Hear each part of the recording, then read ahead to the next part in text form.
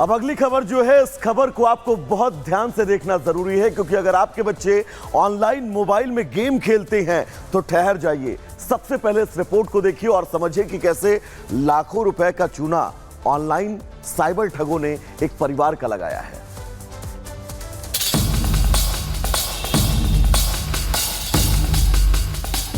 आपको वो शख्स तो याद ही होगा जिसने ऑनलाइन गेम में 10 से 20 लाख नहीं बल्कि 96 लाख रुपए हारने का दावा किया था। उस शख्स के इस खुलासे के बाद ऑनलाइन गेमों को बैन करने की मांग होने लगी थी, लेकिन अब ठीक वैसा ही मामला सामने आया है, जहां इसका शिकार बने हैं मासूम बच्चे। मामला कुशीनगर से सामने आया है, जहां क्लास 7वीं और 8वीं में पढ़ने वाले 2 बच्चों को ऑनलाइन गेम की ऐसी लत लगी कि 5 लाख रुपए हार गए।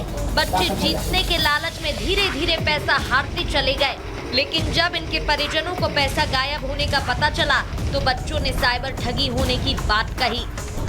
वकील साहब आए, चेक किए जब कंप्यूटर, तो हमारे बच्चे लोग ही गेम खेल के वो पैसा खत्म कर दिया। जब बच्चों के पिता बच्चों की बनाई झूठी कहानी पर विश्वास कर बैंक स्टेटमेंट खंगालने में जुटे, इसके बाद सारी परत खुलती चली गई। इसके बाद बच्चों का बोला झूठ पकड़ा गया और परिजन थाने में शिकायत करने पहुंच गए।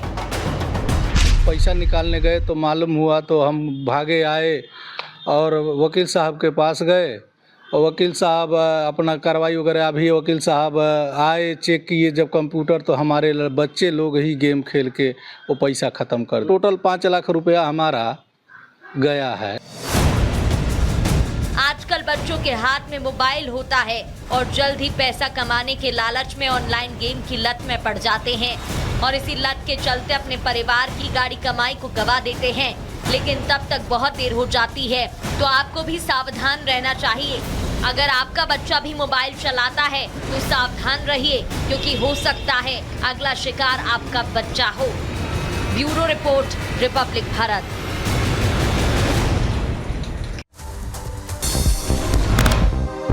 पाकिस्तान के कराची एयरपोर्ट के पास धमाके में 2 शख्स की मौत, 11 लोग घायल बताए जा रहे हैं। धमाके के बाद इलाके में धुएं का गुबार छाया हुआ नजर आया।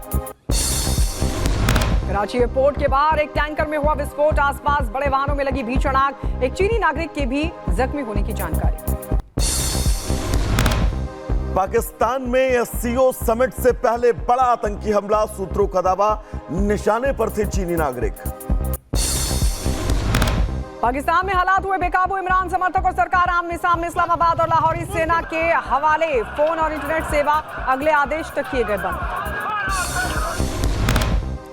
छत्तीसगढ़ के दंतेवाड़ा में नक्सली मुठभेड़ के बाद पहली बार तस्वीर आई सामने।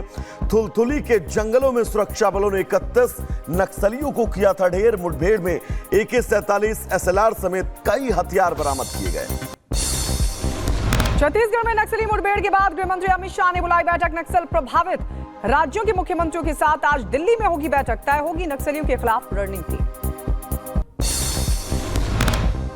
चेन्नई एयर शो देखने आए लोगों की भारी भीड़, चेन्नई के लोकल रेलवे स्टेशन पर भगदड़, दम घुटने से 6 लोगों की मौत जबकि 9 लोग अस्पताल में भर्ती। उधर चेन्नई में भारतीय लड़ाकू विमानों का अद्भुत प्रदर्शन, एयर शो में गरजे राफेल और सुखोई समेत कई विमान, सूर्य किरण और सारंग हेलीकॉप्टर्स ने भी दिखाई अपनी ताकत।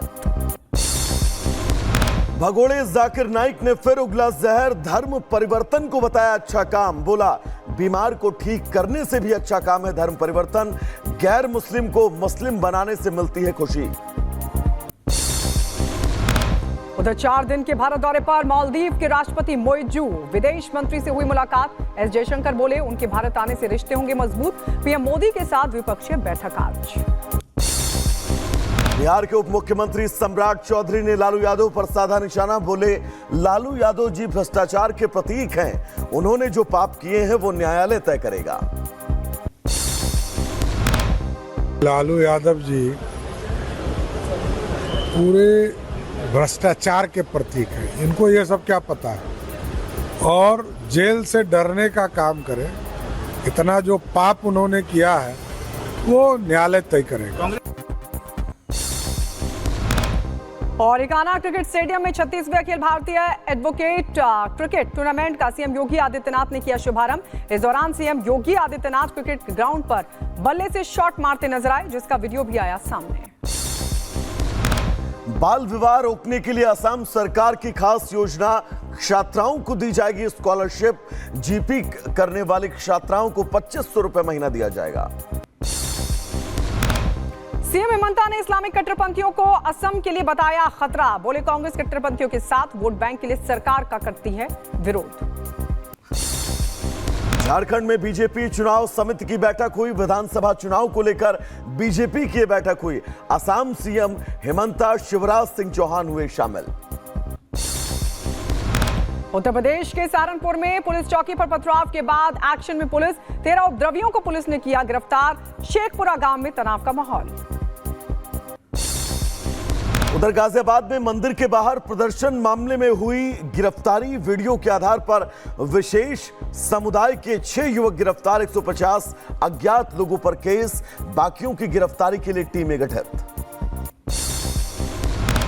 और यूपी के संभल में लव जिहाद का मामला आया सामने। इस्लाम कबूल करने का दबाव बनाने पर छात्रा ने की सुसाइड। अश्लील वीडियो बनाकर ब्लैकमेल करने की धमकी देता था आरोपी।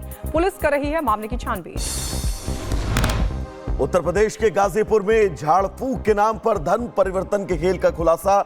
मौलवी शान अहमद के खिलाफ केस दर्ज। मौलवी पर कई हिंदू लड़कियों का धर्म परिवर्तन कर सेवादार बनाए जाने के आरोप भी लगे हैं। बागपत में डेलीगेट चुनाव जीतने पर समर्थकों ने सड़कों पर मचाया हुड़दंग। विजय प्रत्याशियों ने बुलडोजर पर सवार होकर निकाला जुलूस। वीडियो हो रहा वायरल।